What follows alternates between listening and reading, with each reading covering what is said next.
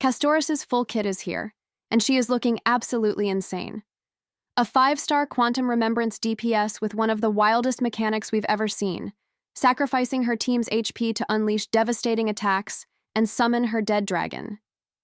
If you thought the Herda and Fei Xiao were broken, Castorice is on a whole different level.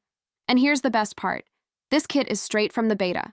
That means it's official. No speculation, no guessing. What you see is what we're getting. And it's absolutely ridiculous. Before we begin, don't forget to subscribe so you never miss out on the latest Honkai Star Rail leaks, updates, and broken new characters like Castorice. Her stats alone scream hypercarry. She gets crit rate, quantum DMG boost, and crit DMG. That's already a dream stat line, but the real insanity comes from her playstyle. Instead of using energy like a normal character, she fuels her abilities by draining her entire team's HP. This isn't just high risk, high reward, it's a completely new way to play the game. Her basic attack is simple but effective. It deals quantum DMG based on her max HP, already showing that her damage scales off raw power. Her skill, Silence is the Butterfly's Caress, is where things get crazy.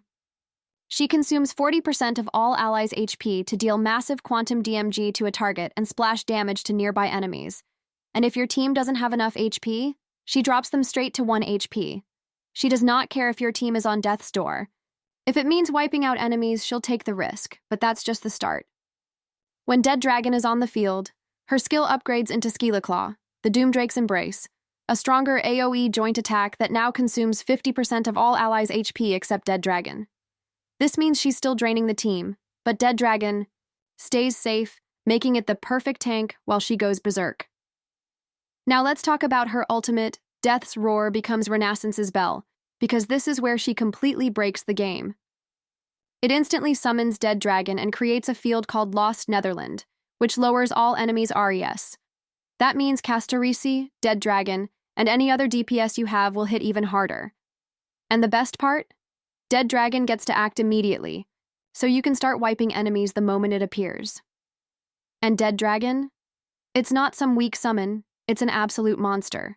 With 140 SPD and an HP pool that scales with her Stamen Nova, it sticks around for multiple turns, constantly dealing damage while tanking for the team. Now, about Stamen Nova, this is what makes Castorice so unique. Instead of using energy, her ultimate is fueled by the HP her team sacrifices. The more HP they lose, the faster she can summon Dead Dragon again. This means her ultimate is on a loop. You're not waiting to charge it. You're actively feeding it with your team's health. But once Dead Dragon is summoned, Stamen Nova stops regenerating, and instead, Dead Dragon heals itself whenever allies lose HP.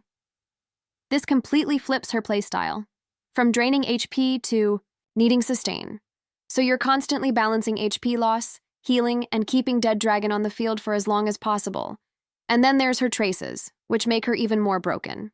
If she and Dead Dragon are above 50% HP, they get a ridiculous 40% SPD boost, making them some of the fastest units in the game.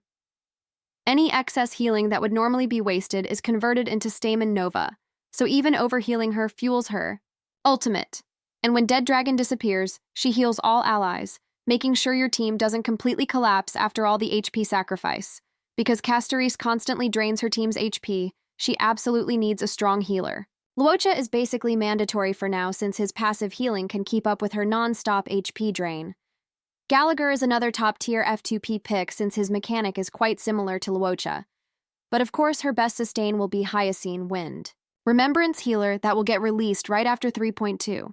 But here's the fun part, you don't have to just bring healers. You can also run allies who benefit from HP loss. Blade, My Day, or anyone with HP scaling mechanics can thrive alongside her since they get stronger when their HP is low. It's like pairing destruction with even more destruction. Now let's talk Eidolons, because if you thought she was overpowered already, wait until you hear this. E1 makes Dead Dragon's attacks stronger every time it hits, stacking up to 6 times. The longer it stays on the field, the harder it hits. E2 is insane. After summoning Dead Dragon, Castorice gets 2 special stacks that let her ignore the HP drain, while instantly taking another turn and doubling her next skill's damage. That means she goes straight into another attack without losing momentum. E4 makes sustaining easier. Castorice increases all allies' incoming heal by 20% all the time. E6 is pure chaos. Just by entering battle, all enemies lose 20% quantum RES for 3 turns. No setup, no conditions, just permanent damage amplification for your whole team, and then there's her signature light cone, Engrave. It's tailor-made for her. It gives a massive HP boost, lets her and Dead Dragon ignore def when they lose HP, and even advances her turn when Dead Dragon disappears.